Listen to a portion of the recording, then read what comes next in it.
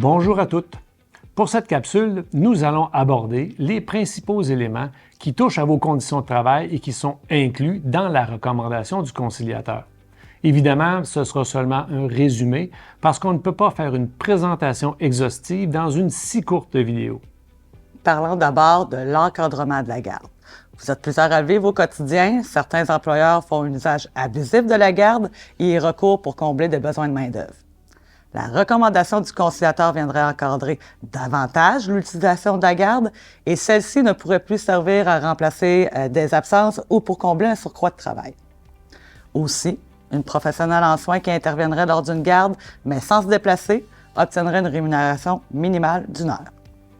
En ce qui concerne la reconnaissance de l'ancienneté, la recommandation du conciliateur prévoit que les salariés qui ont perdu leur ancienneté par le passé en changeant d'établissement dans le réseau auraient droit de se faire reconnaître leur ancienneté perdue, à condition qu'il ne se soit pas écoulé plus d'1 an entre les différents liens d'emploi. Ce processus de reconnaissance aurait lieu une seule fois en 2025.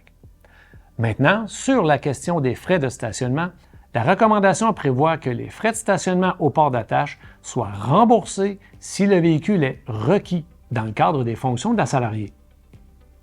Afin que les professionnels en soins puissent avoir un meilleur contrôle sur leur horaire, la recommandation du conciliateur inclut la possibilité de mettre en place l'autogestion des horaires.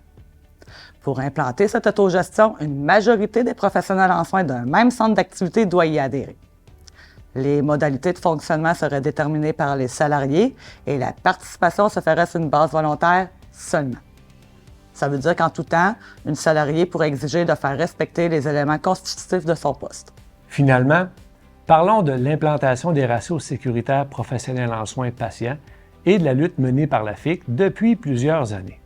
Malheureusement, le gouvernement est réfractaire à cette vision de l'organisation des soins et du travail. La recommandation du conciliateur inclut cependant une disposition qui demande aux parties de définir les étapes préalables à l'implantation des ratios afin de pouvoir recommander leur déploiement auprès du ministère de la Santé. Ce processus permettrait de connaître les besoins et les mesures nécessaires à leur implantation.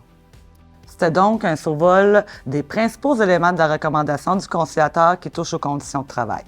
D'ici la période de votre référendaire qui se tiendra du 15 au 17 octobre prochain, on vous encourage à participer fortement à vos assemblées générales et à poser toutes vos questions à vos représentantes syndicales. Vous trouverez aussi beaucoup d'informations sur le site web de la FIC.